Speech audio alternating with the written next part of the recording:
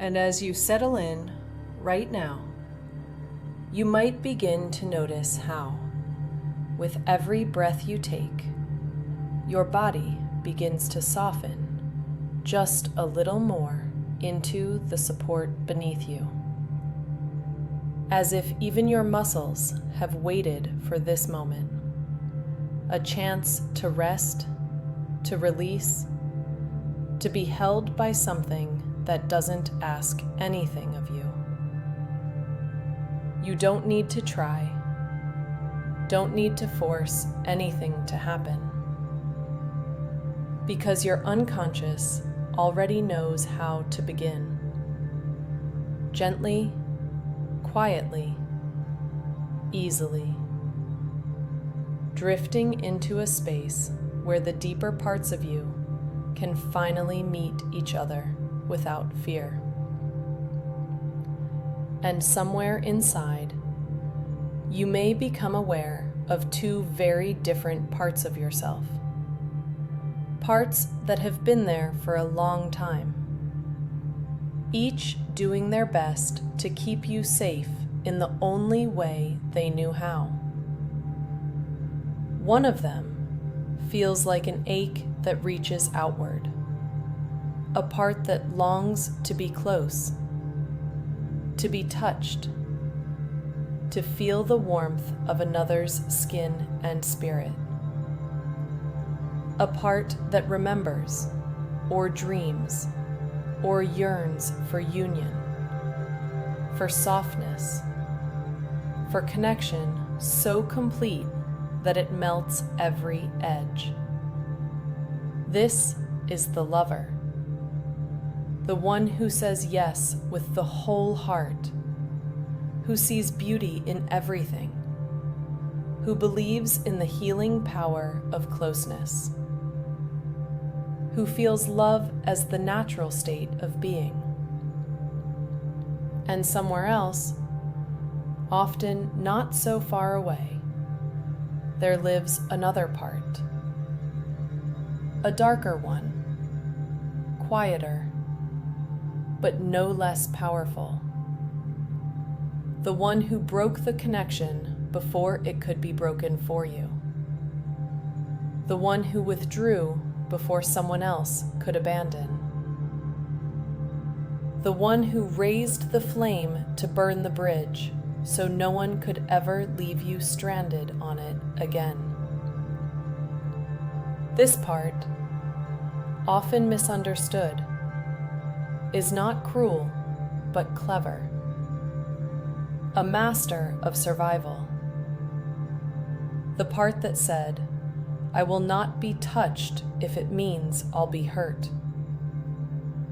The one who rejected before being rejected, who sabotaged intimacy so you wouldn't have to feel the slow, bleeding death of hope disappearing. And you can sense, in this space where nothing has to be solved or fixed, only witnessed, that these two parts, the lover and the destroyer, are not enemies but twins, born of the same wound, each trying in their own way to protect the same sacred heart. You might imagine them now, not as abstractions, but as vivid presences, perhaps as two figures, or energies, or sensations in your body.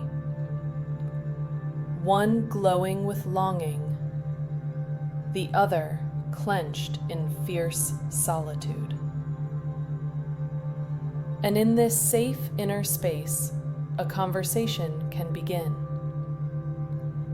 The lover might speak softly, perhaps even tremble, saying, "I just wanted to be seen, to be held, to be loved without being punished for it." And the destroyer, steady, guarded, might finally whisper, I only wanted to stop the pain before it could get in. And you, the one listening, the one holding this meeting within, can feel that these voices, though different in tone, have always shared the same longing to protect your heart.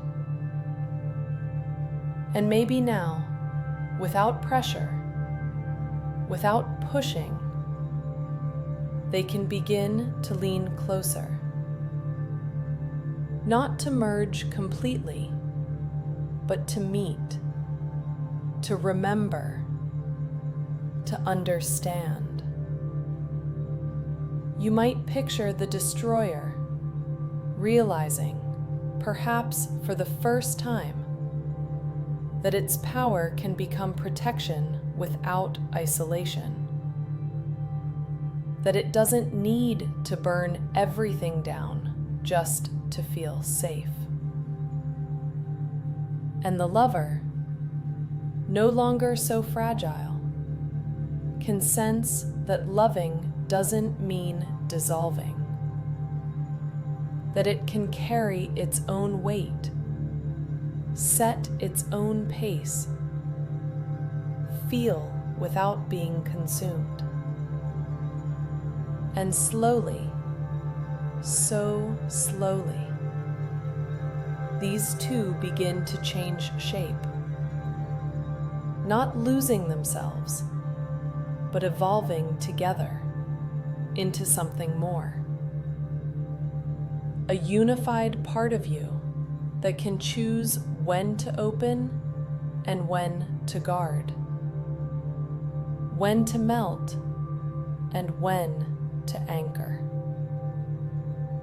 The integration doesn't erase them. It lets them dance. And you may feel that now, or sometime later today, or perhaps during a moment that surprises you in the week ahead. In a conversation, in a quiet breath, in a look you give someone. You'll notice you responded not as the lover alone or the destroyer alone, but as something new. A you who is both tender and sovereign, open and boundaried, capable of letting people in without letting yourself disappear.